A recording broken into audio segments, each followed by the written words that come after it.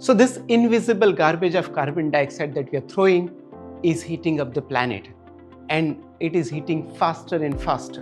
By the way, 2024 was the warmest year in human history.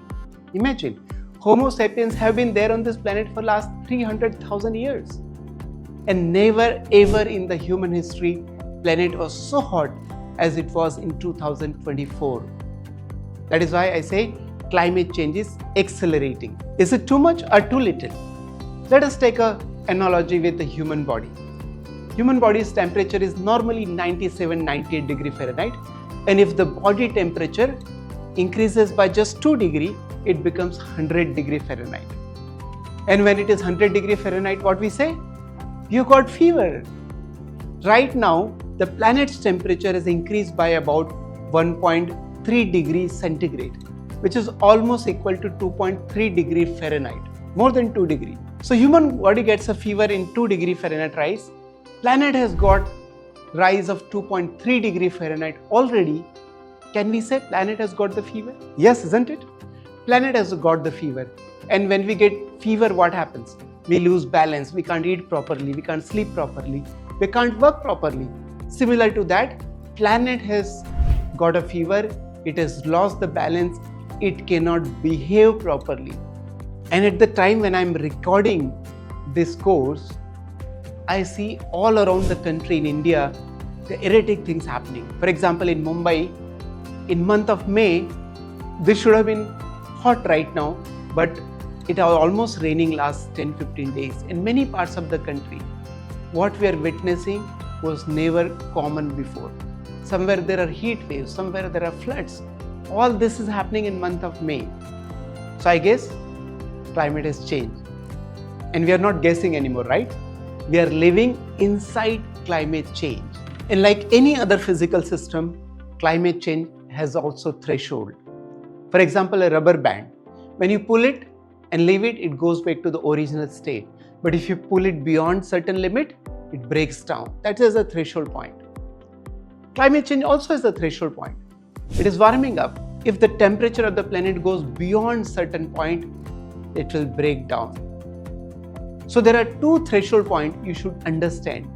One is 1.5 degrees centigrade of global warming, another is 2 degrees centigrade. Why these 2 points are important? Well, at 1.5 degrees centigrade, the climate change will start to become irreversible, and at 2 degrees centigrade, the climate change will be completely reversible. And beyond 2 degrees centigrade of global warming, you will not be able to do anything to correct the climate change. Even if all human beings on this planet decides to do nothing and wear a single piece of clothes, langoli, we will still not be able to correct it. So the big question is where we stand today. Well, we stand very close to 1.5 degrees centigrade. As per the carbon budget and the rate at which we are emitting carbon dioxide, we can estimate how much time it will take before we touch 1.5 degrees centigrade or 2 degrees centigrade. You will be shocked to know that we are dumping 40 billion tons of carbon dioxide every single year, which if you convert into second, it comes to 1.3 million kilograms of carbon dioxide pumped into the atmosphere every single second. Considering this data, right now global warming is only 1.3 degrees centigrade, but it is only 3, 4, 5, 6, 7 years before we touch 1.5 degrees centigrade threshold.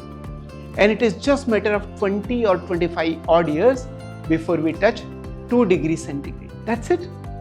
The humanity has only 20 to 25 years.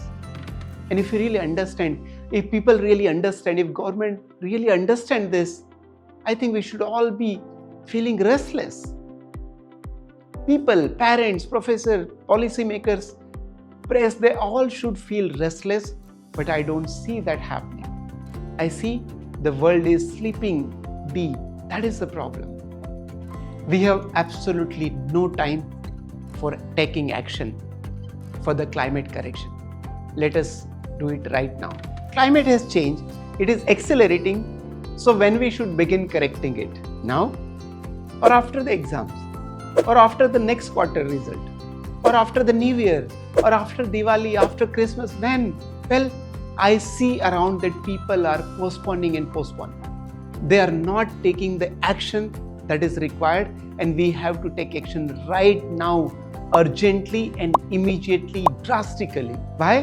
Because the haunting truth is that if we don't take any action, it is estimated by the scientists that by the end of this century, that is 75 years from now, the best case scenario for global warming is about 3 degrees centigrade, and the worst case scenario is 6 degrees centigrade. The question is, can we imagine what kind of world that will be at 3, 4, 5, 6 degrees centigrade of global warming? Would we be able to survive?